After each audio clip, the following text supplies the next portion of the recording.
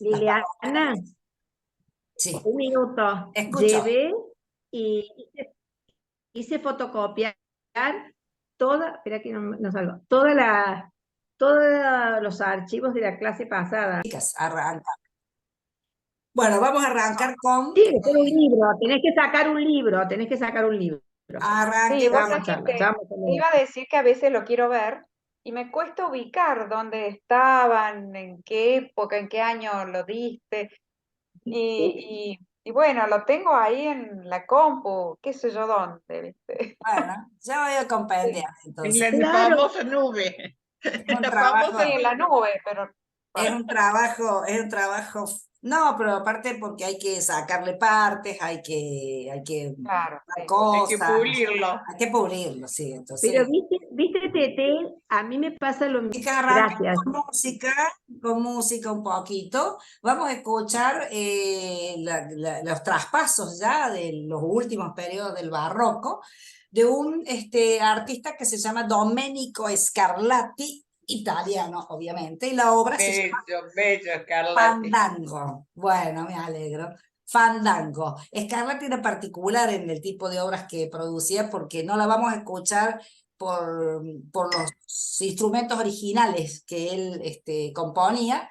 Lo vamos a escuchar por una orquesta que se llama la Orquesta Sin Fronteras en una sala que se llama Palacio Nacional de Ayuda y de Martín Sousa Tavares. Pero Domenico Scarlatti nació en Nápoles en el año 1685, estamos en pleno siglo XVII, y va a morir en Madrid en 1757. Compositor precisamente de este periodo barroco, conocido por las sonatas para clavicémbalo, que es parecido a un clavicordio, ¿no es cierto? Son instrumentos un poquito anteriores, ¿no? Desarrollados anteriormente. Él sobre todo trabajaba sobre eso. Lo que vamos a escuchar no está con ese instrumento, hay uno de esos instrumentos, pero está compuesto porque si no se vuelve un poquito largo la escucha de este tipo de instrumentos, pero es muy lindo. Precisamente lo que decimos que el estilo de él fue el que fue evolucionando para después pasar a lo clásico que va a ser en el siglo siguiente, lo que llamamos nosotros genéricamente como música clásica, es la del neoclásico, cuando sigue el otro siglo. Él estudió, se cree, con Francesco Gasparini y después se fue a vivir, estuvo viviendo en Roma, en Nápoles, en Lisboa, hacía conciertos como solista por toda Europa. En 1728 se casa con María Caterina Gentili en Roma, y ese mismo año la infanta María Bárbara, ¿se acuerdan que hablamos de ella cuando vimos unas obras de arquitectura de Braganza? Se casa con el que iba a ser el futuro rey de España, Fernando VI. Entonces, él la acompaña y se va a instalar en la corte de ella en Madrid y va a pertenecer allí hasta su muerte. Cuando vimos esto, cuando vimos a Bárbara de Braganza, vimos que ella fue muy mecenas o muy mentora de artistas y fomentó mucho las artes, ¿no? Precisamente en este siglo en España que fue muy potenciado para eso.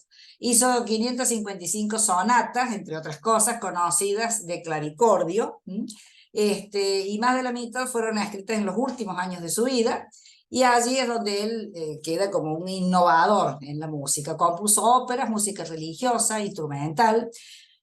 Tuvo uno, dos, tres, cuatro, cinco hijos de María Caterina y cuando muere se casa con Anastasia Maxarti Jiménez, que ya estaba en España él, y ahí tuvo uno, dos, tres, cuatro hijos más. Falleció en 1757, como dijimos, en Madrid. Cuando se traslada a Sevilla, cuando se va con la princesa de Braganza, ella, por ejemplo, cuando ella le deja en testamento, le va a dejar dinero, una pensión continua, y allí estando en Sevilla va a conocer la música popular andaluza, entre otras músicas españolas, se va a instalar definitivamente después en Madrid en el 33 y va a ser maestro de música de Bárbara de Braganza. Y bueno, allí él asimila toda esta música popular española y esa experimentación junto con la experimentación en el clave, o en los instrumentos de cámara que él trabajaba para la reina, hace que su música evolucione diferente de los otros italianos que quedaron en Italia, digamos, o sea que fue la influencia del lugar donde vivía. El fandango de Scarlatti se lo nota muy influido de la música española. ¿Y qué más decimos? Es un perfecto ejemplo de asimilación de antiguos elementos hispánicos con los pasos armónicos que va dando Scarlatti para su propia obra, ¿no? Entonces, bueno, es importante en ese sentido. Si lo encuentro ahora, espérense, lo vamos a... 2 minutos, lo vamos a compartir. Aquí estoy, había abierto, pero ya no lo tengo. Acá está, sí, en la compu. Bueno, chicas, lo voy a cortar, lo voy a poner en pausa, grabación, y vamos a compartir nuestro trabajo. ¿Estamos viendo bien? ¿Yo las veo a ustedes? Sí, ¿no? Sí, bueno, perfecto. Acá vamos entonces con esta etapa de los pintores. Yo les he traído para este periodo barroco, que ya lo tienen bien ubicado, que ya saben que es regional también, que fue entre 1600 y 1750, y de todas las artes, como estamos viendo bien. Les he traído esta comparativa del periodo anterior, esto es rapidito, porque siempre lo dejo para el final, pero me parecía que como ahora estamos todavía con la mente un poco en el medio, entonces digo, bueno, antes de seguir con los pintores, vemos esto, que es de pintura. La comparativa del renacentista y barroco, ¿por qué? Porque el término de arte del periodo barroco surge 200 años después, de los historiadores del arte, que le ponen el nombre de barroco, y hay un historiador muy famoso que se llama Wolfing, que hace la comparativa de Renacimiento y barroco para poder decir este periodo es distinto de lo anterior. Eso es para, digamos, para lo que es netamente la historia del arte es muy importante. Para los conocimientos generales no es, simplemente saber esa parte, que apareció la posibilidad de la comparación. Entonces yo les puse sencillamente a nivel de lo visual, tanto la pintura como la escultura, en la diferencia entre uno y otro. La representación naturalista y la belleza ideal del arte renacentista se va a transformar en la representación realista con la expresión de sentimientos en el barroco. Creo que hemos hablado mucho de esto, es para que esta imagen a ustedes les quede ya como cosa sintética. De una imagen múltiple pasamos a una imagen unitaria, porque se trabaja mucho con la presencia de las figuras en sí. La forma cerrada en arte, ustedes saben que forma cerrada y forma abierta son las dos opciones en cuanto al trabajo de visualmente distingamos la figura. Esto tiene que ver con el buen dibujo, con la línea y el contorno que se da en el Renacimiento, donde se distingue la figura y el fondo. Eso es una forma cerrada. En cambio, cuando hay imprecisión de bordes y no se ven los límites, es lo que se denomina una forma abierta. Ahora con un ejemplo ya les explico. Ustedes saben que el gran logro científico del arte renacentista fue la perspectiva monofocal, o sea, de un solo foco, de un solo punto de fuga, basada en la idea, la concepción filosófica de que el hombre era el centro del universo, saliendo de la Edad Media, donde Dios era ese centro.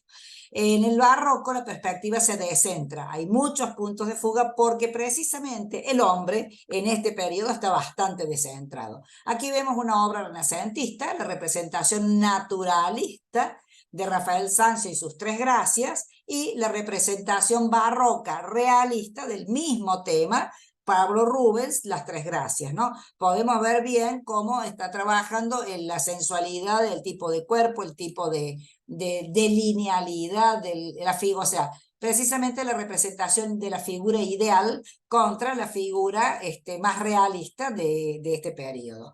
En cuanto a la forma cerrada, acá tenemos un ejemplo, el Nacimiento de Venus de Botticelli, obra netamente renacentista. Fíjense la linealidad, la definición de los cuerpos, ¿no es cierto? Toda la definición, hasta de cada una de las hojas, todo está definido, y hay una gran situación en relación al dibujo, por ejemplo aquí en estos paños, o sea, todo está manejado con importancia para el dibujo. y se transforma en una forma netamente cerrada. Estamos hablando de lo visual compositivo. Una forma abierta donde la figura fondo se empiezan a confundir, bien puede ser esta, si bien hay partes de formas cerradas, pero en general la composición aquí, donde se nos confunde el fondo y la figura, donde no hay una linealidad marcada, donde aquí, por ejemplo, se va indefiniendo. Esta obra también es de Rubens y se llama La adoración de los pastores, neta obra de un barroco, de un pintor barroco. La perspectiva, hemos visto esta obra un montón de veces, la famosa obra de Rafael, Los desposorios de la Virgen, donde vemos, inclusive está representado el punto monofocal de esta perspectiva monofocal, o sea, de un solo foco, de una sola línea. Estoy parado justo al frente y miro y veo un solo punto que está marcado inclusive con una abertura hacia un paisaje, ¿no? Esto es apoyado por la linealidad del piso, hace que esta sea una obra de perspectiva monofocal bien renacentista. Es casi un ejemplo de eso. Y esta otra obra de Rembrandt van Rijn, La ronda de noche, el verdadero nombre es La compañía del capitán Frans van Kock, es de 1642. Esta obra, que es una obra, es un retrato colectivo, podemos ver que tiene una perspectiva descentrada, porque si bien hay un plano de fondo, todo el contexto de lo que se presenta no está trabajado con una monofocalidad, ¿no es cierto? Entonces, esa es la diferencia con el barroco, que trabaja con unas composiciones totalmente disueltas. Otros temas en relación a la luz, la composición. La luz en el arte renacentista es envolvente, ¿eh? La imagen que quieren dar es amable, es calma, porque precisamente estamos hablando de un periodo donde el arte se quiere que sea armónico, estable, donde no tienen grandes excesos ni grandes contrastes. El barroco, como es un periodo de grandes contrastes en todos los elementos, no solamente en el arte, trabaja con los grandes contrastes, de ahí llevado al extremo que llegará al tenebrismo de Caravaggio. La luz es focalizada, a veces es lateral, a veces viene de frente, pero tiene una fuente de luz muy fuerte para marcar espacios. Eso da una sensación de dramatismo o teatralidad también, que es precisamente una de las características del barroco. En cuanto a la composición, que ustedes saben que es dónde coloco cada uno de los elementos que integran una imagen para poder generar una idea de equilibrio en la visualización de la obra, ¿no? La composición es algo que está inherente a cualquier obra de arte, cualquiera. Aun cuando parezca que no está compuesta, en general uno trata siempre de buscar cómo está compuesta. En el Renacimiento se caracterizaba por ser piramidal o triangular, que el triángulo es un signo de equilibrio. Ustedes saben que una base fuerte abajo y se va hacia arriba cerrando, da la sensación, el triángulo como figura, de ser un elemento de este equilibrio. Mientras tanto el color se subordina a esta forma. En cambio, en el barroco, lo hemos visto y lo hemos dicho varias veces, la composición es en espiral en general, o hay una distorsión de los ejes totalmente. ¿Por qué? Porque buscan eso, el dinamismo, el movimiento, el dramatismo, la teatralidad. Y el color se usa también como apoyo de este uso expresivo, de la expresividad, tanto por la composición como por la expresividad propia del color, ¿no? En cambio, la amabilidad que se busca, el equilibrio que se busque en el Renacimiento, hace que los colores sean mucho más, menos contrastados, menos intensos. La arquitectura tiene exactamente lo mismo, la geometrización del espacio, la horizontalidad y la perspectiva en el Renacimiento, y ya hemos visto de sobra ondulaciones de las fachadas, contrastes de luz, fachadas onduladas, el uso del óvalo, el uso de los nichos para poder dar sombras en la fachada y demás, eso ya lo vimos. Entonces acá vemos unos ejemplos, por ejemplo, la composición piramidal o triangular propia del Renacimiento. Esto es Piero de la Francesca, ahí estaría marcada, un eje vertical y todos los elementos compuestos, porque además también eso lo usan para dar la intencionalidad de la obra, ¿no? En este caso el Cristo resucitado está allí en el punto del vértice. La misma escultura de la Piedad también tiene una composición bien triangular, piramidal, o esta otra obra de Sanzio, que en todas sus obras de la Virgen, la Madonna con el niño y demás, siempre utilizó este tipo de composición, este esquema de trabajo, ¿no? Que es propio de los renacentistas. Aquí vemos además el total, ¿no? Donde está la perspectiva monofocal, esto sería el casamiento en los desposorios de la Virgen, y la inscripción en un gran círculo, la composición triangular de todos los elementos y las fugas esto digamos se vuelve un poco más complejo, pero es así como se analiza a veces una composición. En cambio, en comparación con esta, la composición en espiral o los ejes distorsionados, que los hemos ido, siempre vamos conversando cuando vemos alguna obra. Esta obra es de Vermeer, por ejemplo, La lechera. Vermeer utilizó en todas sus obras la luz proveniente de un costado y manejada con una ventana, ¿no?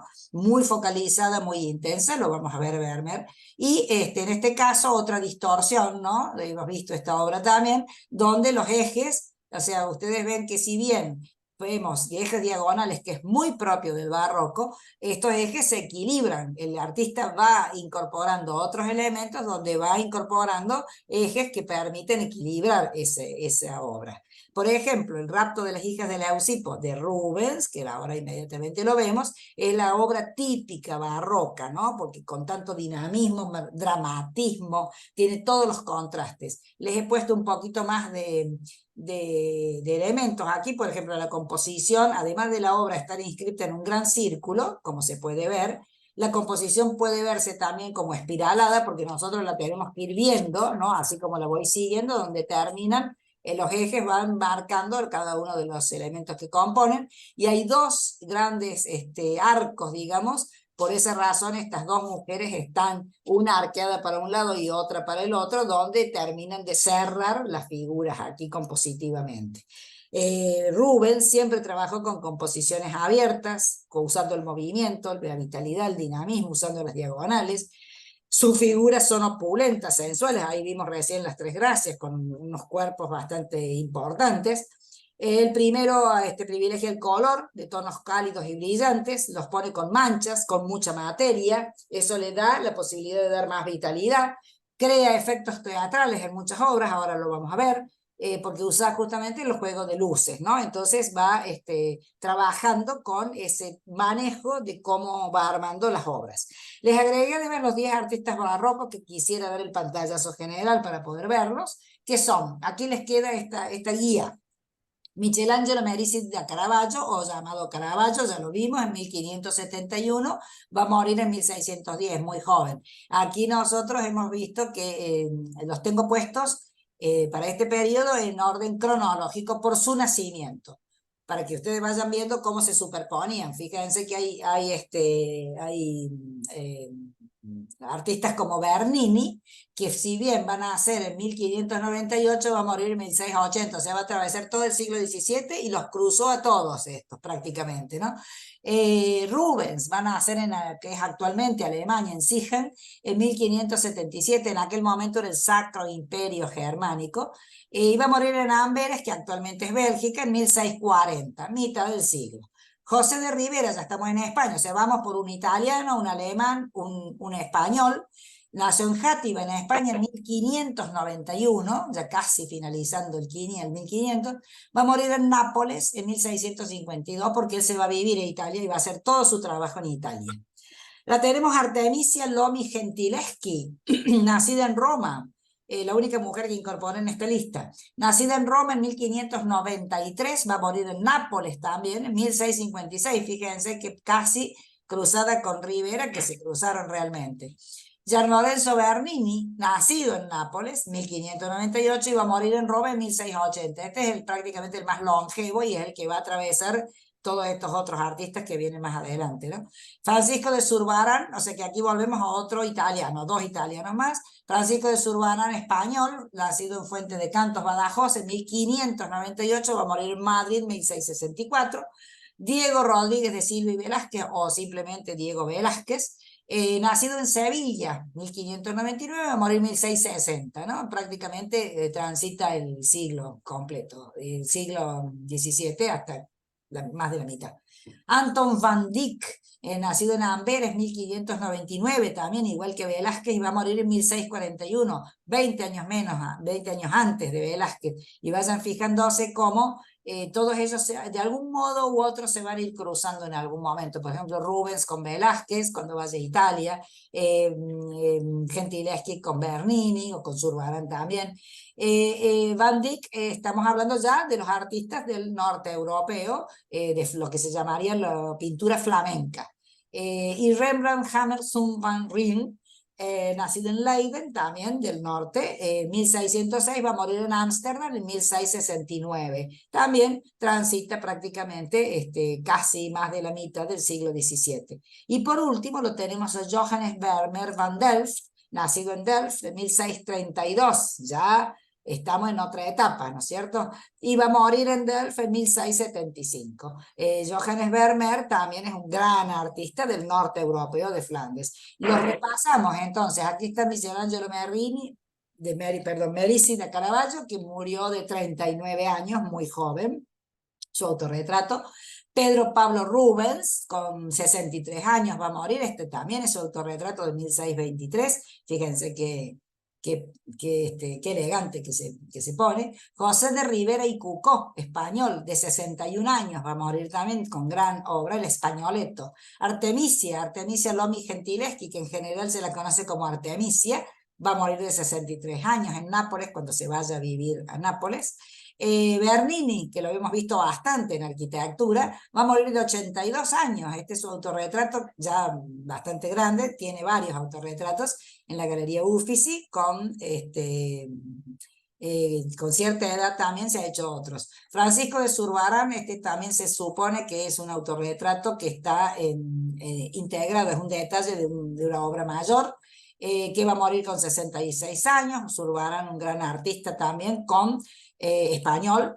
Diego Velázquez, Diego Rodríguez de Silva y Velázquez, este es el detalle de Las Meninas, donde él se autorretrata dentro del cuadro más prácticamente famoso tanto del Museo del Prado como del barroco, ¿no? Velázquez es un artista. Eso va a morir de 61 años, Velázquez. Este es Anton van Dyck, ya estamos hablando de los flamencos, artistazo también espectacular. Van Dyck, entre otros, va a ser el que le va a hacer un retrato, le va a dar, cuando vaya a Italia, le va a encontrar a Sofonisba Anguissola, que también fue artista es artista de una época anterior. Ella fue muy longeva y él la va a conocer muy viejita, y él le va a pedir consejos a Sofonisba. Había sido artista del Palacio Real en Madrid, y él le va a pedir consejos a Sofonisba y va a hacer un retrato de ella muy interesante. Fíjense cómo la consideraba a una artista que fue redescubierta recién hace 15, 20 años, ¿no? Este es Anton van Dyck, artistazo también, es una obra preciosa, que va a morir de 42 años, bastante joven. Rembrandt, el famoso Rembrandt, de 63 años, su autorretrato. Rembrandt se hizo autorretratos durante toda su vida, realmente lo hizo en pintura y los hizo en dibujo y los hizo en grabado también. Un gran artista con una paleta muy definida y muy barroca también. Y este es Johannes Vermeer. Se cree que este es su autorretrato porque Vermeer tiene poca... No, o sea, no tenemos autorretratos de él. Vermeer era un artista que hizo entre 34 y 37 obras, nada más. Se cree que, porque todavía no están corroboradas algunas obras que se han encontrado de él, o sea, son muy poquitas. O sea, saquen la cuenta que Rubens tenía un taller con la cual generó 3000 obras, y Vermeer hizo 34 a 37, o sea que estamos hablando de una diferencia muy grande. Murió de 43 años, también murió muy joven. Se cree que este puede ser un autorretrato suyo, y él hizo solamente 2 obras de paisaje, y lo demás todos sus personajes muy de oficios, ¿no? Muy comunes, muy personas trabajadas en los interiores, con esa luz tan intensa, con un gran artista también, Vermeer. La famosa obra la Niña de la Perla, que fue finalmente hecha una película, que bueno, es una de sus obras más famosas. Este era lo que vimos de Caravaggio, que lo voy a pasar rápido, lo voy a pasar así muy, porque ya lo vimos, ¿no? Las grandes obras de Caravaggio, maestro de lo que se llamó el tenebrismo o caravallismo, con estos efectos de contrastes lumínicos tremendamente intensos. Ahí está Laurita. aquí está la obra que hablábamos, ¿no? Que habíamos hablado, que toda esta ondina que él le pone con el ángel anunciando aquí corrobora, o sea, está trabajando equilibrando esta fuerte influencia tanto del color como del cuerpo de este santo aquí, de San Mateo, que es esta línea en diagonal, ¿no? Entonces, parece que estuviera, digamos, con composición diferente a lo que es el Renacimiento, porque el barroco tiene esto, pero sí hay una fuerte influencia de lo compositivo. Esta también ya la habíamos visto, y ahora cuando entramos a ver un poquito del barroco flamenco, lo vamos a ver Pedro Pablo Rubens, nacido en Siegen en 1577, va a morir en Bélgica, actual Bélgica, en Amberes en 1640. Es Peter Paul Rubens, Pieter Paul, Pieter Powell o Petrus Paulus, esas son las formas en las que ustedes lo van a encontrar, o simplemente Rubens. Escuela flamenca, pintor barroco, con un estilo con mucho dinamismo, mucho color, mucha sensualidad. Vamos a ver algo de obra. Se cree que puede ser del barroco flamenco la figura más importante, pero vamos a competir con Rembrandt también, ¿no es cierto? Es uno de los mejores pintores, o sea, por eso decimos el barroco tiene una producción en todos los países espectacular, pero que lo diferencia a Rubens. Él trabajó mucho con el mercado del arte, lo entendió, lo conoció, porque él viene de un lugar donde donde se comercia mucho, ¿no? En la zona donde él nació y donde empezó su vida. Y llegó a tener un taller que fabricaba pinturas como en cadena, ¿no? Es decir, esa es la forma de decir. También fue como diplomático, muchos dicen que era espía, en las cortes europeas, porque estamos hablando de que España en esa época era, digamos, tenía territorios en la zona de Flandes, ¿no es cierto? Era propietaria, que después los perdió. Pero España encargó muchos de sus cuadros. Rubens, el taller en general, llegó a pintar cerca de 3000 obras. La ciudad donde nació, en el momento en que nació, era muy desarrollada, era un hervidero económico, ponemos, porque realmente estaba en auge, ¿no? Con toda esta cuestión de lo que ya hablamos histórico del descubrimiento de América y todo el comercio y la marina. Y por lo tanto también tenía un desarrollo artístico importante, porque la población y esa burguesía que se desarrolló, de esta gente que se enriqueció con el comercio, invertía en cultura, invertía en arte, en pintura flamenca. Eran tiempos además de convulsión religiosa, porque ya sabemos que ya había sucedido el cisma, ¿no? del luteranismo, del calvinismo, y en esta zona no todos querían estar bajo la religión católica, que era la española, que era la que estaba en el país. Pero precisamente porque por ese enfoque diferente de dos religiones distintas va a surgir un tipo de pintura que donde va a haber mucho retrato, mucho santo, mucha religión, mucha mitología, mucha historia, o sea, va a haber una mixtura, ¿no? Lo cual enriqueció este arte flamenco. Este estudio de dos cabezas de Rubens es de 1609, o sea, las obras también las he puesto cronológicamente, fíjense los detalles, el trabajo es un estudio, ¿no? Él usaba después estos estudios para ya tener la imagen cuando tenía que meter un santo, meter algún dios de la mitología, ¿no? Entonces él hacía estos estudios y los mantenía. Algunos cuadros no los pintaba él, a veces hacía nada más que los rostros o las manos, porque lo demás lo hacían los aprendices o colaboradores del taller. Los más importantes que tuvo en su taller fueron Jordaens o Anton van Dyck, el que acabamos de nombrar también, que estuvieron en el taller de Rubens, ¿no? Pero fíjense la maestría de esta obra, les he hecho un acercamiento para que vean, para que vean la mirada, ¿no? Cómo está lograda, lo que hablamos de la expresividad, fíjense en las líneas de las arrugas, ¿no? Los brillos, la sutileza de todo lo que es la piel, ¿no? Esta piel transparente con ese rosado que es propio del tipo de piel, pero para lograrlo es bastante complicado. Y esta otra figura de fondo, ¿no? También muy en el fondo. la barba, que la vemos aquí en un detalle, y fíjense aquí me gustó ver también, poder ver la pincelada, el empaste, porque este es un estudio, esto no es una obra terminada, y cómo él usa la materia aquí que se nota en la foto, ¿no? Fíjense el trabajo de la cabellera, de la barba, realmente el uso de la sombra aquí, ¿no? Estamos hablando de fíjense que aquí, por ejemplo, trabaja un poco la figura abierta, ¿no? Este pelo que no está delineado totalmente, está confuso con ese fondo, ¿no? Y vuelvo a repetir, es un estudio. Él fue ascendiendo en todo ese ambiente del lugar donde había nacido porque estaba muy bien puesto. Se inspiró en Holbein y en Alberto Durero, que también sabemos que del Renacimiento había sido un gran artista, que también había viajado a Italia, Durero, y él, Rubens, también se fue a Italia en el 1600, tuvo el cargo de pintor de corte del duque de Mantua, descubrió a Tiziano y a Tintoretto, y sobre todo lo descubre a Caravaggio, la pintura de Caravaggio. Porque Caravaggio está trabajando en ese momento todavía. Va a morir Caravaggio, acuérdense, en 1610, y él está viajando a partir del 1600, 1605, 1608. Ahí empieza a adoptar ese estilo caravallesco y su propio estilo, donde le mete mucho más colorido, sensualidad y el dinamismo. En España fue enviado por una misión diplomática y tiene otros clientes, entre ellos Felipe IV. Le encanta su arte, se enamora de su arte y prácticamente quiere que pinte todo lo que hay en la corte. Lo conocen como el Homero de la pintura, y va a conocer a Velázquez. Va a ser Rubens el que le va a decir a Velázquez que tiene que ir a Italia, y Velázquez efectivamente va 2 veces a Italia. Habían quedado de encontrarse inclusive los dos en Italia, pero Rubens se va al norte de Europa y finalmente no lo pueden hacer el viaje juntos, pero fue él el que lo insta a que vaya a conocer un poco más, que amplíe su espacio, ¿no?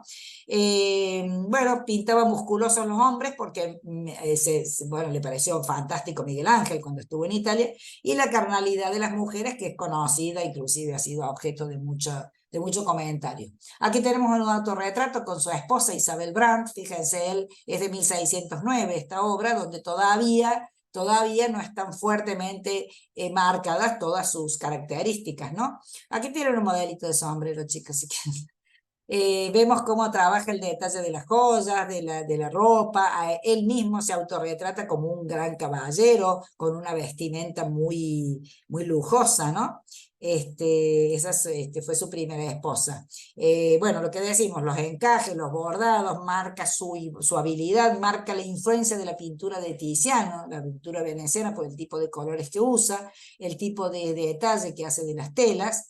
Y la luz dorada que le pone, que va a ser una característica de él. Fue un humanista porque era coleccionista de arte, como dijimos, conocía el mercado de arte y en el desarrollo de su vida lo va a ejecutar. Fue diplomático también, fue nombrado caballero del rey de Felipe IV y de Carlos I de Inglaterra. Fue el pintor favorito, ya dijimos, de Felipe IV. Felipe IV va a comprar, cuando hacen el remate de las obras, de los bienes del artista después que fallece, va a ser comprador de su obra, y también fue pintor de corte de Albert, el archiduque de Austria, finalmente él se ejecutó su casa, la hizo él mismo, la diseñó, la trabajó, y ahí puso su taller. Su casa de estudio en Amberes es lo que se llama el Rubens Swiss Museum. Pero fue ejecutado por él mismo, todo lo hizo él, ¿no? Esta obra de 1612, fíjense, estamos recién iniciando el 1600, qué dinamismo que tiene, la matanza de los inocentes, basada en el hecho, aquel hecho trágico. Es una obra bastante grande, 1,42 por 1,82, donde hay todo un fondo, ¿no?, de paisaje y demás, y cómo en cada uno de los detalles allá al fondo están huyendo, corriendo, y las escenas de estos hombres que decimos musculosos, este trabajo de las telas, ¿no?, también logradas, de los colores contrastados y de las expresiones. Miren esta cara, ¿no?, de este momento en el que están quitando los niños para asesinarlos. Esta mujer que en la defensa de sus hijos, fíjense aquí este otro que le aplasta la cara, es decir, una escena de una violencia inusitada, ¿no?, realmente terrible. Y esto se da precisamente cuando, o sea, en cuanto a la obra de él, no el hecho, ¿no? Se había puesto fin a la tregua de Amberes, y él tuvo un incremento en su actividad diplomática. Él trabajó en intentos de paz entre los Países Bajos españoles y las Provincias Unidas de la zona, y obtiene finalmente después el título de caballero en 1624 y va a ser maestro de honor de las artes en la Universidad de Cambridge, porque también fue en misión a Inglaterra. Su madre va a morir en 1608, un poquito antes, regresa a Amberes, ahí se casa con Isabel O'Brien en 1609, va a quedar viudo de ella, ahí es donde hace su casa, la residencia esta que decimos de estilo italiano, allí va a volver coleccionista. En 1622 va a ir a París, y la reina María de Medici, en ese momento, que es reina regente, le encarga para el palacio la representación de pinturas alegóricas, que vamos a ver ahora una de ellas. Su esposo va a morir en 1626, siguió trabajando y se va a terminar casando con Elena Fourment en 1630, y allí ya residió en Amberes, en una residencia del campo. Cuando fue a Inglaterra, fue nombrado por Carlos I de Inglaterra, y ahí es donde le encargan los bocetos y para el mural del techo de esa obra que vimos, ¿se acuerda cuando vimos la arquitectura, el Palacio de Whitehall, el Banqueting Hall, que vimos todas las obras de los murales del techo? Eso fue cuando estuvo en Inglaterra. Después se casa con Elena Fourment y finalmente va a tener una enfermedad de gota que empeoró, y allí es donde él va a hacer obras con alguna violencia, precisamente suponemos que por el estado que tenía. Murió en Amberes en 1640 y dejó sin terminar un par de obras. Esta es Elena Fourment en un retrato que no es de Rubens, pero él la utilizó ella como modelo de un montón de cuadros de temas mitológicos, religiosos y demás. Era muy, muy mona.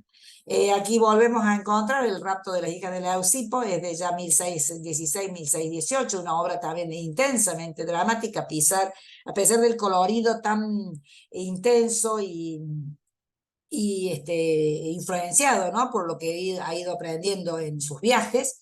Es un tema mitológico, es Castor y Pollux que raptan a las hijas de Leucipo. Este tema fue descubierto después, en 1777.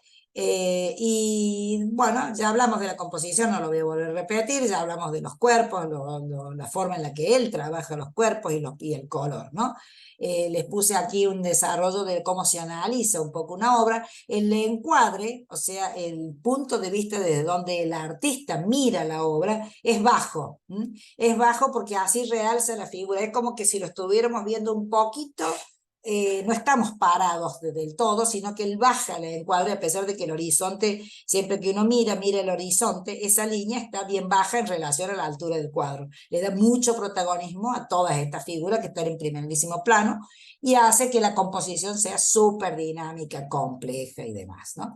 La figura es realista, también lo dijimos, y el contraste de vida del barroco en general lo marca él también. Por ejemplo, hay uno de los raptores de vestido, uno de los raptores desnudo, un caballo que está encabritado con las patas hacia el aire, el otro está bastante más sereno, la piel blanca de las mujeres y la piel morena de los hombres, es decir, contrastes que no son de casualidad, son contrastes pensados para ellos porque es la vida que vivían de ese modo. El gran volumen, la corporeidad que tienen las figuras, ¿no? Color sobre dibujo, primero color, después dibujo, porque hay mucha mancha, fíjense cómo manejan las áreas de color, o sea, no prefiere, digamos, si nosotros nos vamos a acercar, nos vamos a encontrar una gama de cantidad de colores diferentes, terrible, o sea que él no hace una lisura de todo esto, sino que le va dando volumen y las marcas con el color, ¿no? Va poniendo materia en otras partes para poder lograr la transparencia, los brillos de la piel usa veladuras, que es el óleo totalmente diluido con el aceite. Hay contraste entre los colores cálidos, por ejemplo los rojos, ¿no?, de las capas. El raptor tiene la capa colorada donde envuelve a este cuerpo y contrasta con el dorado de los pelos, ¿no?, de las mujeres. También hay contraste de los fríos en el fondo, fíjense que el fondo es todo frío, es azules, verdes de distinta tonalidad. Se vuelven un poquito cálidos los verdes cuando llegan aquí a la parte de adelante. La luz natural que parece ser de día, ¿no es cierto?, porque vemos el cielo. Sin embargo, hay un enfoque muy importante en estos dos cuerpos, que una procedencia que no sabemos. Y hay un paisaje idealizado al fondo, porque no está definido, un paisaje idealizado. Eso le permite, al estar oscuro, al ser con colores fríos, darle profundidad a la obra, ¿no? El escorzo también de este caballo, o sea, el escorzo es una perspectiva vista muy de frente, fíjense cómo aparece esta cabeza allí sobre las mujeres, ¿no? Da esta sensación de horror de la escena, ¿no? También. Y la expresión de las caras, que está con este rostro que mira, se supone que con cierto deseo a estas dos mujeres, se las están llevando, y la desesperación de los rostros de ellas, sobre todo esta, desesperadas para no ser raptadas. Y aquí hace la presencia de lo que se llama el amorcillo, la figura de Eros, ¿no es cierto?, que es el amor, donde lo incorpora para poder establecer una línea de tensión, o sea, romper con la tensión de todo el elemento. Vemos precisamente el dinamismo dado por un acto que es violento, es un rapto, ¿no? El acto en sí, los músculos en tensión, fíjense aquí, por ejemplo, este cuerpo y esta pierna que cae, pero este cuerpo que está tensionado, los cabellos, ¿no?, que están agitándose, las capas que vuelan, el caballo encabritado, ¿no? Todo es de tensión, es una representación muy dramática y muy teatral, muy típica de lo que es el barroco, ¿no? Entonces la consideramos una obra, por eso la analizamos, una obra importante dentro del periodo y dentro del artista. María de Médici, habíamos dicho que le encarga una serie de obras que él las va a concluir con el tiempo, y es sobre todo esta, que es una de sus obras más importantes, un encargo importante, son temas históricos. Así se llama la obra, Desembarco de María de Médicis en el puerto de Marsella, con toda la pompa, fíjense, en este caso figuras anunciando, ¿no?, con las trompetas, la llegada de María de Médicis, ella rodeada con una persona aquí muy en una situación digamos, de estar a su servicio. Otro soldado que le recibe, se está casi agachando, el rojo ¿no? Fíjense, todos estos dos rojos que manejan toda la escena, este rojo y esta línea están enmarcando la obra, digamos, la escena principal, que es el desembarco de ella, y por debajo este deseo de incorporar todas estas figuras, ¿no?, que están trabajando en relación a la situación de este desembarco, ¿no? Como decimos, es un tema histórico porque es un tema que realmente sucedió. María era la reina de Francia como consorte de Enrique IV, y cuando ella le encarga estos cuadros es reina madre y regente, porque es la madre del rey Luis XIII. Como tenía 9 años Luis XIII, ella es la reina regente, que después se pelearon, tuvieron sus temas. Ella así quería reforzar su soberanía y la legitimidad que tenía con la posibilidad de estar siendo la reina regente. Rubens tuvo una vida muy afortunada por la pintura, porque además de hacer estas funciones diplomáticas, permitió que entrara en contacto, como dijimos, con monarcas, aristócratas, con el mismo Velázquez, que además eran los generadores eran sus clientes, ¿no? Le encargaban obra. Otra vez las Tres Gracias las volvemos a ver en relación ya a la obra de Rubens en sí misma. Esta fue adquirida por Felipe IV, cuando fue lo que decimos, cuando él arma después de su deceso todas las obras, está en el Museo del Prado, y bueno, habla de las tres gracias precisamente, que son la afabilidad, la simpatía y la delicadeza. Y bueno, Rubens le da una visión bastante diferente de lo que vimos en la parte del Renacimiento. Inclusive genera figuras como la fontana, que tiene que ver mucho, también es simbólica aquí, y la guirnalda de rosas alrededor, en pasajes también idílicos, ¿no? Los horrores de la guerra, ya hemos dicho que él oscila, ¿no?, entre el tema religioso, el tema mitológico, mucho histórico, pero sus escenas, en algunos casos, depende de los temas, se vuelven con gran dinamismo y de mucha violencia, ¿no? Y aquí precisamente pinta esta obra, Los horrores de la guerra, para mostrar precisamente lo que es Marte, el dios de la guerra, empuñando una espada que tiene sangre. Venus, que trata de detenerlo, ¿no? Rodeada de los amorcillos allí, trata de detenerlo, trata de que no suceda, aquí va blandiendo el escudo. Es una alegoría de las guerras que habían estado asolando a Europa, y estaba destinada a donde está en este momento, al Palacio Pitti del duque Fernando II de Medici.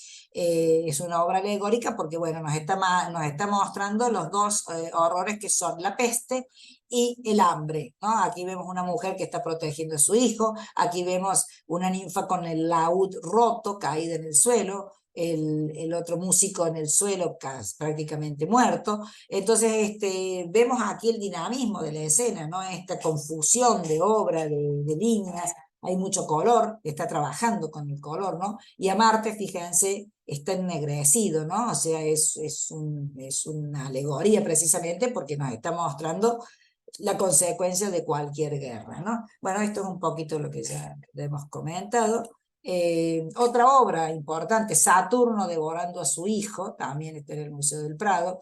Hemos visto que Goya también ha trabajado con este estilo, con este tema.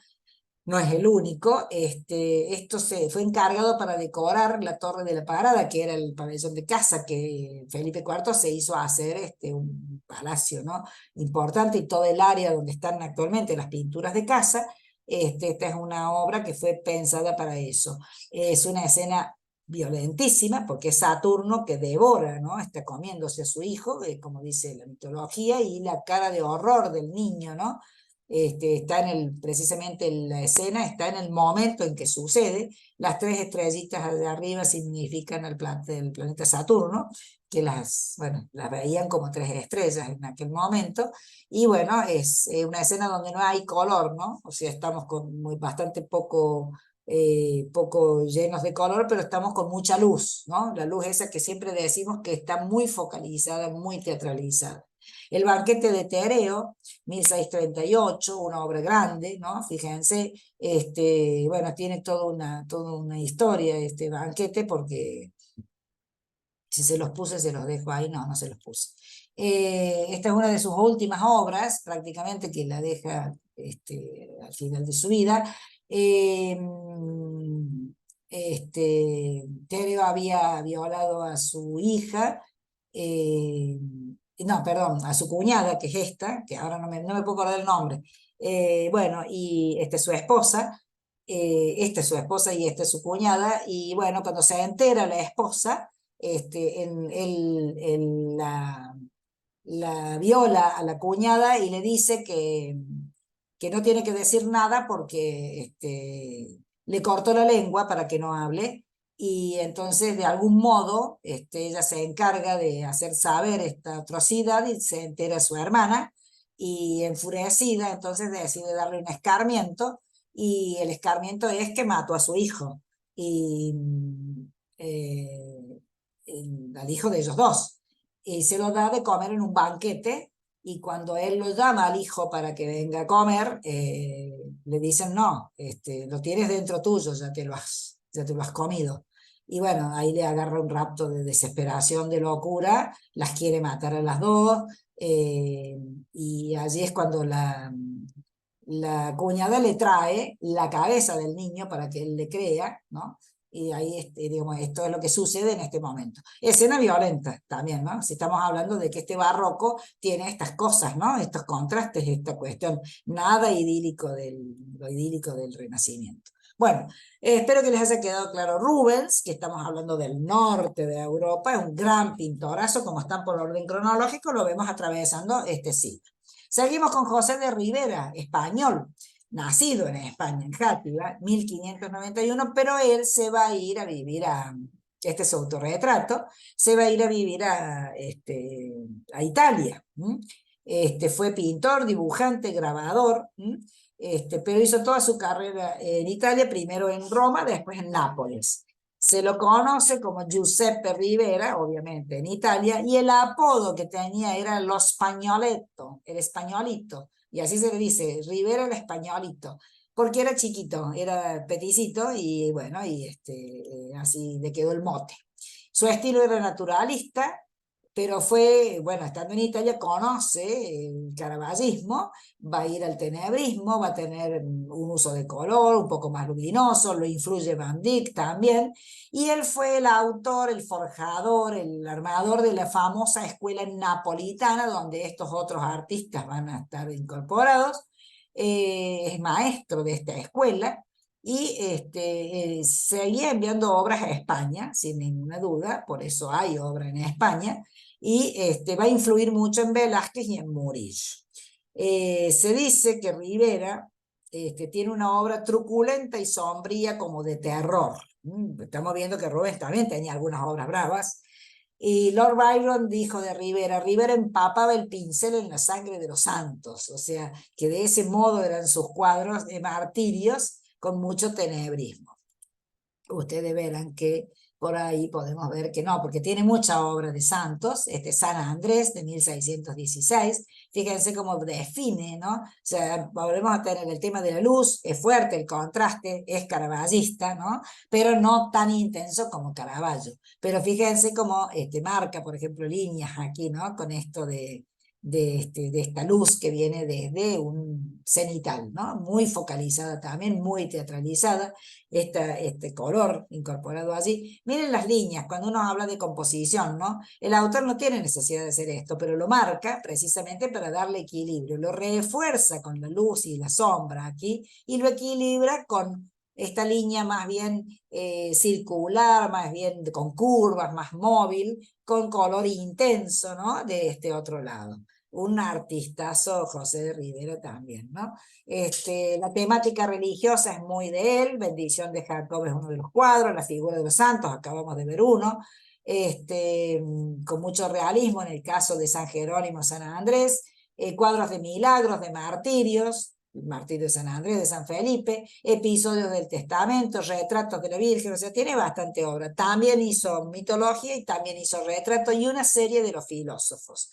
Fue pasando, digamos, del tenebrismo intenso a un poquito más de realista, un poquito menos fuerte, con escenas un poco más amables, y bueno, y al final va a volver a ser muy tenebrista. Aquí vemos, por ejemplo, una de las Inmaculadas Concepción, que vemos que está un poquito menos intenso el color, ¿no? Tiene muchas imágenes de santos, o de la Inmaculada también, esta es de 1630, es grande, y es una típica escena, ¿no? Donde la vemos a la Virgen que no está en una línea recta, sino que tiene, sobre todo el manto, mucho movimiento, ¿no? Está centrado allí, iluminado con este amarillo por atrás, bordeado de ángeles, y está parada sobre la media luna, y con todo lo que significa el simbolismo de todo el paisaje de detrás.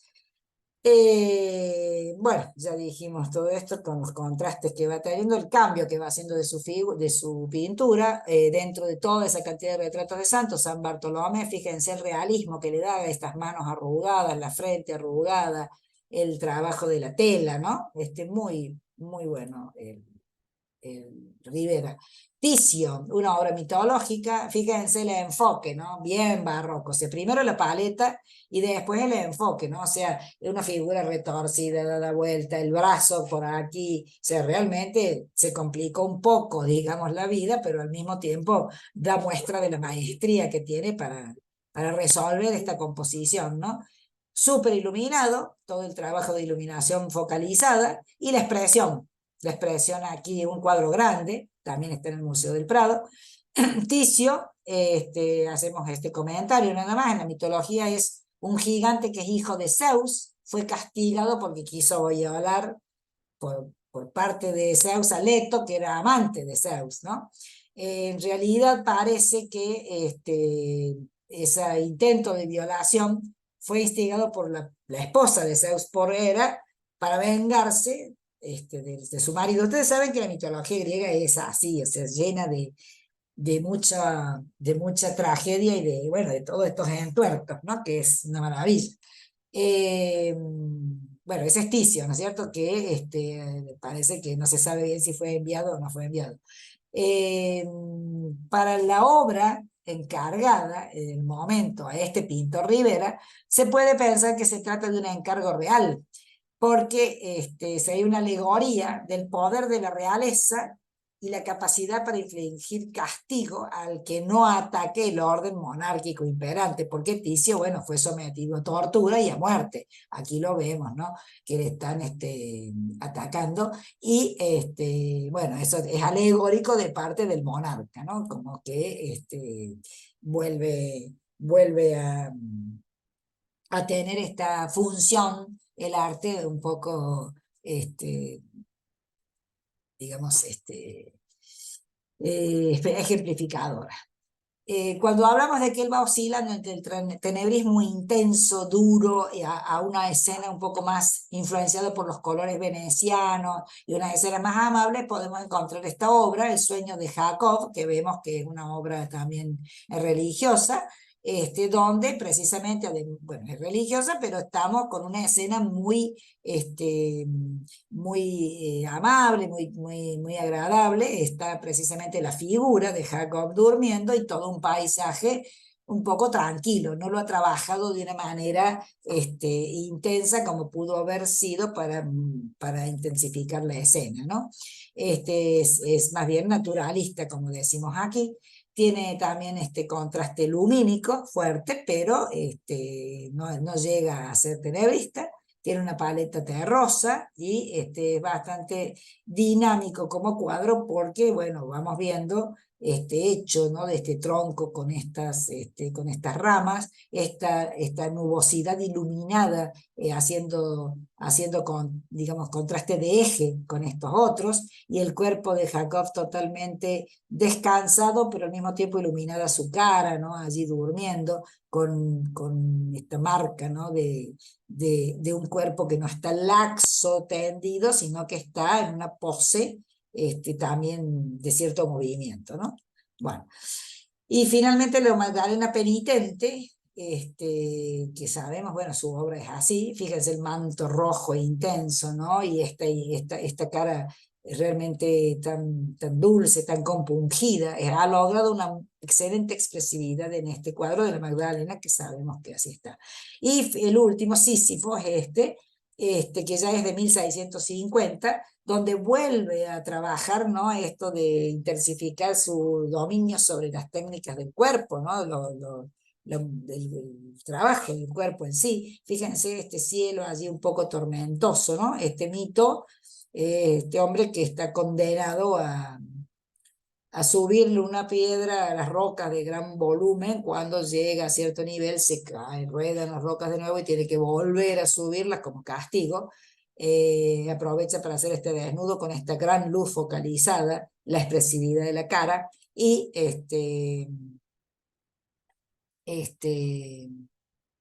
bueno, lo que te digo, puede mostrar la anatomía humana en tensión, ¿no? Con este gusto, ¿no?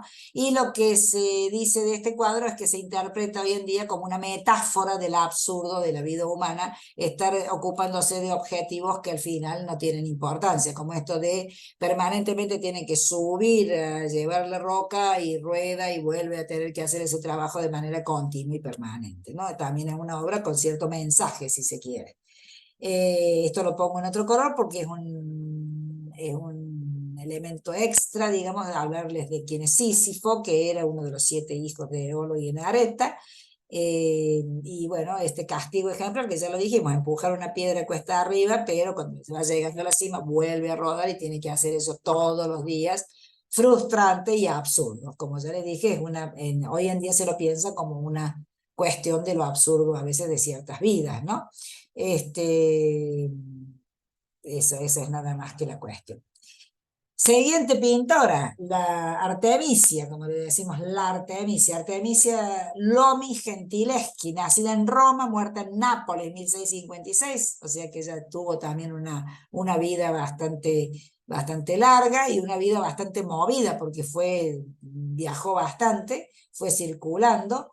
Ella comenzó su formación con su padre, el pintor Horacio Gentileschi, que tenemos obra bastante, era muy bueno, él también era tenebrista, y tiene obra excelente en distintos museos del mundo, y este es su autorretrato, el autorretrato de Artemisia como la alegoría de la pintura, pintada precisamente con sus elementos de trabajo, ¿no? La paleta y los pinceles, y en una toma bastante también propia de lo que es el barroco, ¿no? Una toma singular desde arriba, muy iluminada, la luz bien protagónica, que hace también hacer protagonista la tela, ¿no? Al trabajo de las telas. Artemisia, como dijimos, nació el 8 de julio de 1593 en Roma, era hija de Prudencia di Ottaviani Monotone y de Horacio Gentileschi. Tuvo 3 hermanos, su hermano Francesco también se dedicó a la pintura, a los 16 años fue aprendiz en el estudio de su padre, estudió dibujo, el naturalismo, el caraballismo, el dinamismo de las pinturas, de las escenas. Ella trabajaba con el padre, o sea, ella pintaba al mismo tiempo las obras encargadas del padre en su primera etapa. Su primera obra en 1610 la filma como se llama Susana y los viejos, y como no puede acceder a la academia, su padre le pone un profesor privado, Agostino Tassi, que era un pintor conocido. Esta es Susana y los viejos, y Agostino Tassi va a ser el autor de la violación. Bueno, este es un cuadro que ya conocemos, son los 2 viejos que quieren instar a Susana a llevarla a un lugar descampado para abusarla, y ella dice que los va a denunciar, y precisamente está en el signo, ¿no? De decir calla, calla, que no te conviene, digamos, ¿no? Esta obra es muy impactante. Agostino Tassi la va a violar, y ese fue el hecho que, además de que le marcó la vida a Artemisia para siempre, en el tipo de pintura y en el tipo de reacciones, pero fue el hecho en el que se basó mucho el redescubrimiento de la pintora por ese hecho en sí, no por la pintura, ¿no? Por ser la autora de la pintura. Aquí vemos una obra que Tiziano también la hizo, Danae, está atribuido, primero era de Horacio de Gentileschi, de su padre, pero finalmente se lo atribuyó a ella, y realmente demuestra, ¿no? Una técnica y un manejo de las telas y de la luz y del cuerpo y del colorido que es intenso. Artemisia siempre trabajó con estos coloridos tan intensos. En 1612 el padre lo acusa a Tassi de haber abusado de su hija. El Tassi estaba casado, le había prometido a Artemisia también un montón de cosas porque era su profesor. Y finalmente fueron a juicio, el padre lo lleva a juicio, y en ese juicio, que es uno de los más espantosos hechos que tuvo que ella enfrentar, porque ella tenía que demostrar su virginidad, digamos, en vez de acusar, bueno, lo que ya se sabe que siempre ocurrió también, en vez de acusarlo a Tassi, ella fue, digamos, en vez de ser la víctima, ella fue la acusada, en definitiva. Tassi de todos modos fue condenado a 1 año de prisión y al exilio, pero de todos modos esa prisión no se completó del todo, pero ella fue realmente un hecho tremendo por la forma, no solo por la violación en sí, sino por el juicio que vino después, que hizo que ella tuviera que repetir, digamos, cada uno de los momentos, ¿no? Ahí están las declaraciones de ella, donde en alguna parte ella dice que, bueno, donde ella cuenta cómo fue, ¿no? Quedaron los escritos, donde ella cuenta cómo fue el hecho, y realmente una cosa horrible, y que la marcó para toda la vida. Pero lo triste es que la historia del arte se fijó más en esa situación que en la obra de ella en sí, ¿no? En 1616 es la primera mujer en ser admitida en la Academia del Dibujo que había fundado Vasari, Giorgio Vasari, que era el historiador del arte. Y aquí vemos una de sus obras más intensas, que es Judith decapitando a Holofernes, tema que se hizo mucho, lo hicieron muchos artistas en esta época, donde lo que ya lo habíamos comentado, creo, ella elige el momento de la decapitación, o sea, ella no va con vueltas, es decir, el momento de mayor violencia, el momento más intenso, ¿no? Fíjense la cara de horror de Holofernes, la maestría con la que maneja la sangre, las telas, la cara de Judith. Ahí está la sierva, ¿no? Que la acompaña, la mano de Holofernes tratando de zafar. Bueno, que ella lo sorprende en su tienda y lo decapita. Realmente es una escena de barroca total, teatral, con una iluminación espectacular, con maestría en la técnica. Fíjense aquí cómo ella la espada le toca el brazo de los Fermes y hay una especie de hundimiento sobre ese músculo. Es decir, cada detalle está estudiado, pensado y súper trabajado, ¿no? Les puse al mismo tiempo, fíjense que esta es la obra de Artemisia de 1613. Y esta es la obra de Caravaggio, del mismo tema, de 1599, quien también utilizó el momento preciso de la decapitación. Todos los otros autores trabajaban con otro momento, con el acercamiento del momento, con la cabeza ya decapitada. Caravaggio también trabaja ese momento, fíjense aquí que allí está bastante más joven, ¿no? Esta Judith. Esta Judith de Artemisia es una mujer un poco también más rellena, aquí se la ve como una jovencita, ¿no? Y la sierva con la tela ya lista para tomar la cabeza, creo que también lo hemos visto, los telones de fondo, el rojo y el verde, la iluminación muy directa de Caravaggio, y en Artemisia vemos la técnica de bastante más parecido también, ¿no? Estamos hablando de 14 años de diferencia en la producción de los dos artistas geniales. En 1612, en noviembre, se casa con Pier Antonio de Vincenzo Stiatessi, eso ya había sido también un matrimonio concertado, y ella allí tuvo a tener con él 4 hijos. Aquí vemos un autorretrato como mártir, por La Palma, fíjense los colores, la iluminación, el trabajo de su rostro y demás. Otro autorretrato tocando el laúd, también son bastante famosos, era famosa por estos tocados, es decir, cómo los trabajaba, todo el trabajo de las telas. Miren aquí cómo está dorado sobre estas telas, y siempre la luz, ¿no? La luz tan fuerte, tan directa, tan trabajada. María Magdalena como melancolía, aquí la vemos, es una alegoría también, decimos todo lo mismo, he puesto varias, la conversión de la Magdalena, el amarillo intenso, los contrastes de luz, las luces protagónicas, ¿no? Todos son cuadros de bastante tamaño, de tamaños intensos, fuertes. Aquí les pongo en comparación la Magdalena en éxtasis de Michelangelo Merisi de 1607 y esta conversión de Magdalena de 1615, o sea, son unos años después, ¿no? Cómo trabajan los colores y las luces en este marco del tenebrismo, ¿no? Hizo carrera en Roma, en Florencia, en Nápoles, viaja a Inglaterra entre el 38 y el 40 con el padre, porque el padre tenía encargos y ella va con él, viaja con él y lo ayuda en todos los proyectos y encargos. Allí hizo muchos retratos y bueno, como dijimos, el tema del claroscuro, el color y los temas narrativos en sí son su mayor poder. Aquí vemos el siguiente, digamos, el episodio siguiente de Holofernes y Judith, este se llama Judith y su doncella.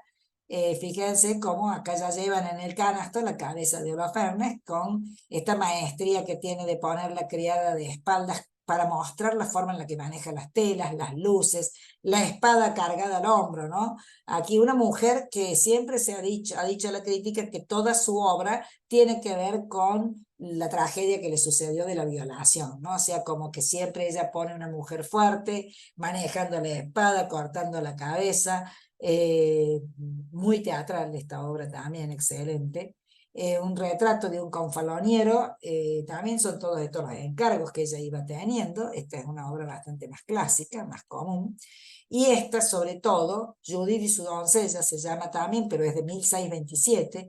Si hay algo teatral en esta obra, es esta, o sea, en la obra de ella es esta, ¿no?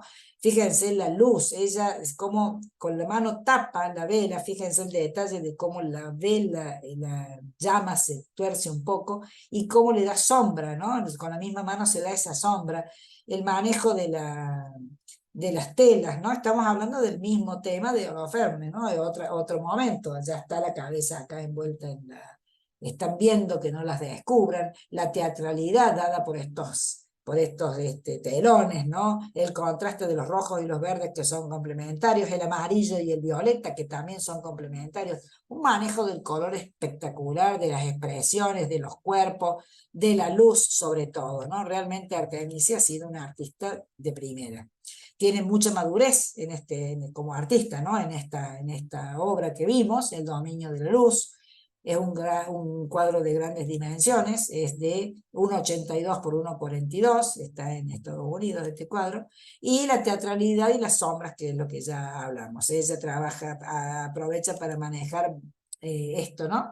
Fíjense cómo hace el detalle de la bordura del telón, las joyas, cómo maneja el detalle con el que hace cada una de estas joyas, y el realismo, ¿no? Este realismo que no lo veíamos en el Renacimiento, este realismo de estas mujeres con mucho músculo, con mucho regordetas, este trabajo de marcarnos cómo era la ropa, ¿no? Fíjense acá, y lo que les decía, como este detalle de que la llama se tuerce un poco porque ella pone la mano para poder ver más allá y que la vela no le quite la posibilidad de estar mirando, seguramente están en la tienda de Holofernes todavía, ¿no?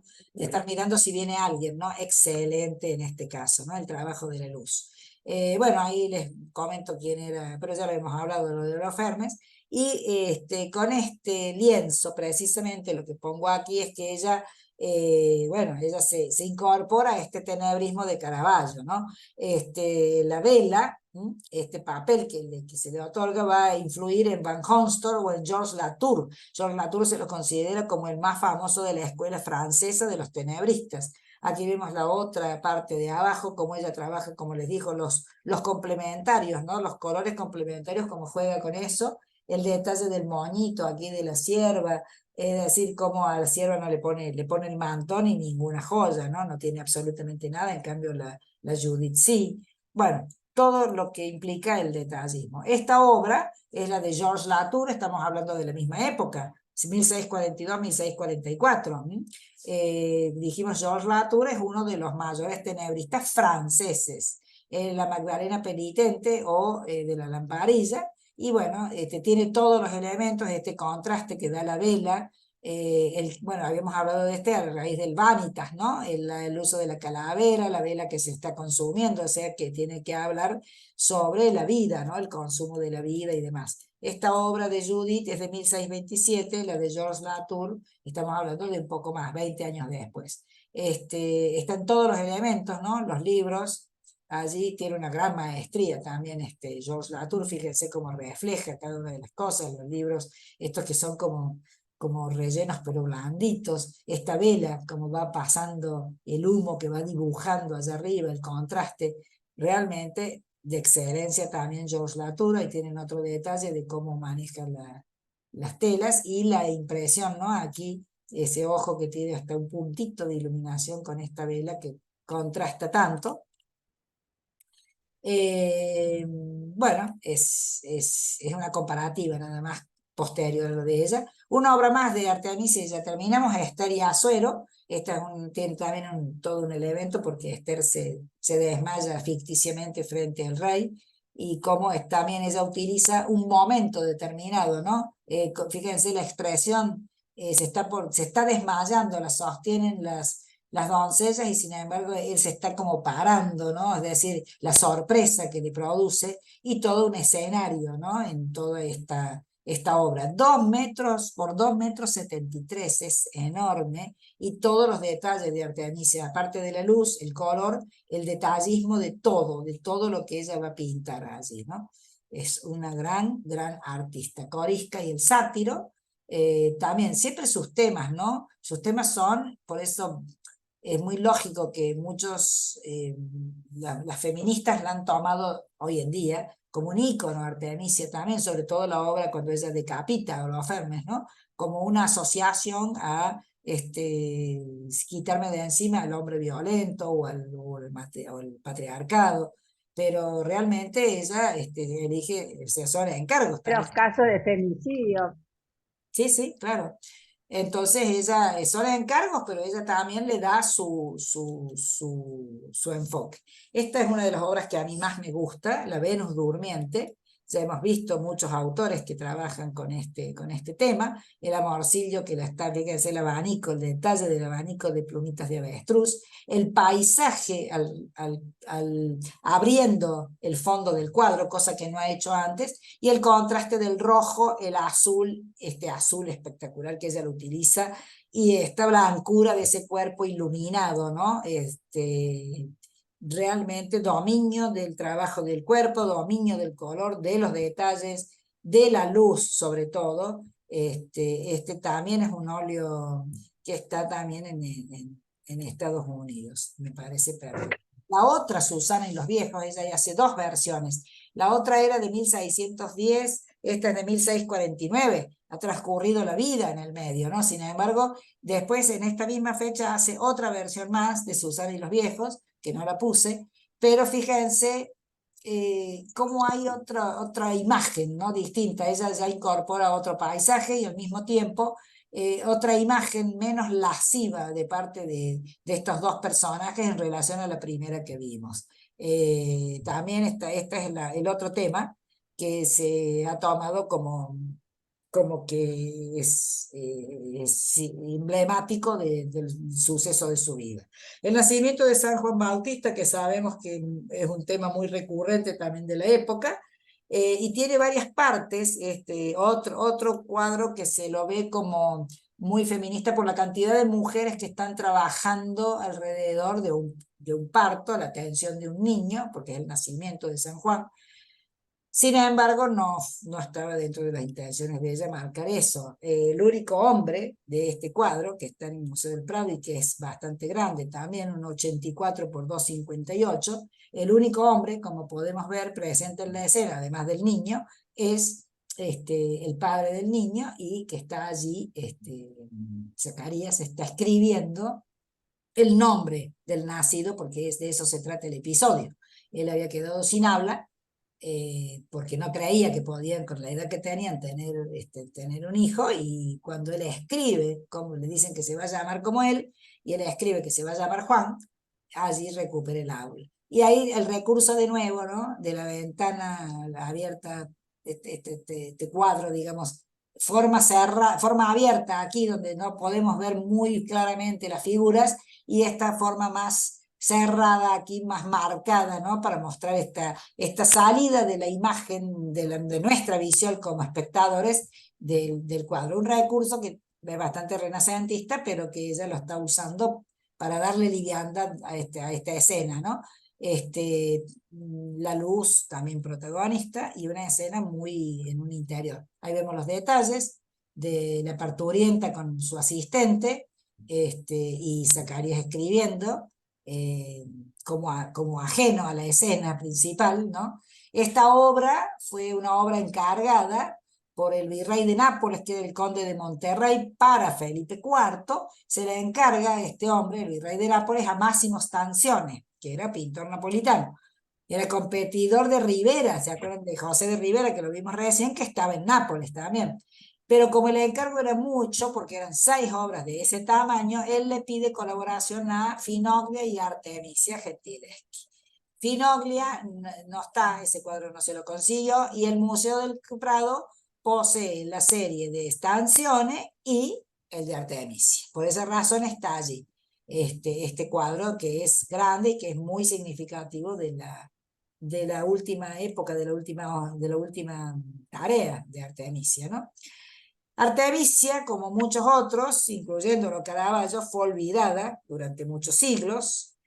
Su restitución, es decir, su vuelta a conocer su obra en el siglo XX, como ya les dije, sobre todo se focalizó en el hecho violento que sufrió de su violación. Susana y los viejos siempre se dice que era el cuadro que ella hizo por el rechazo del abuso sexual, pero el cuadro ella lo hizo precisamente antes del suceso de la violación. O sea que es bastante difícil que haya... Era un tema que se pintaba en realidad. Aquí vemos, bueno, se me mezcló, aquí vemos la última parte de esta parte que decimos de esta salida, ¿no? Del cuadro. Fíjense el agua, como está representada, la expresión de la mujer, es decir, todas focalizando el nacimiento de San Juan. Bueno, eso ya lo que habíamos hablado de la perspectiva feminista. Es un cuadro glorioso, es una pintura enorme dentro de todos los pintores que hubo otras mujeres del barroco, muchas. Roberto Longhi, un historiador de arte italiano importantísimo, dijo que es el más logrado estudio lumínico de interior de toda la pintura italiana del siglo XVII. Falleció en Nápoles en 1653, Artemisia, dejando una obra gigantesca, realmente una obra, además de linda, una obra linda, buena, importante, valiosa y además una obra en cantidad importante también. Vamos a cortar aquí antes de agarrar a Bernini, que ya lo tengo con poco Bernini porque ya lo hemos visto bastante mientras hemos visto arquitectura. Dejemos de compartir. Había un chat que se retiró a Laurita y Georgina. Bueno, chicas, no voy a cortar la saludo, entonces espero que vayamos viendo en la próxima clase. Vamos a trabajar los pintores que nos quedan, que son estos otros 4. Le vamos a dar una miradita, aunque sea un pantallazo, para poder tenerlos claros. Lo que me interesa, por eso les puse las fechas, las caras, para que sepan que hay una globalidad de pintores importante y bueno, los vamos viendo de a poquito. Gloriosa Artemisia, me encantó. Me encanta, a mí yo la también. amo, yo la amo. Tenemos que ir al restaurante Liliana de Buenos Aires, Artemisia. ¿Cómo? ¿Cómo me decís? Tenemos que ir al restaurante Artemisia. Sí, se puso de ¿Se moda. llama? Sí, hay muchas cosas. Hay un Acá en restaurante. Córdoba Sí. hay varias tiendas también que se llaman Artemisia y demás. O sea, como que en No algún, sabía. sí, como en Puso de algún moda. momento se puso de moda Frida, también se puso Artemisia. Claro, Pero realmente es Sí, una sí. gran pintora, es espectacular. maravillosa. Poca obra, pero bueno, vamos por poco. El año pasado la vimos. Claro, sí, cuando vimos las mujeres pintoras. La saludo, Muy bien. chicas. Nos vemos la próxima, entonces. Chao, nos vemos. Chao, Adiós a Natalia, todas. chao a todas. Hermoso Un gusto film. verte. Chao, chao. Hasta luego. Chao, chao. Chao. Cariños para todas. Adiós. Igualmente.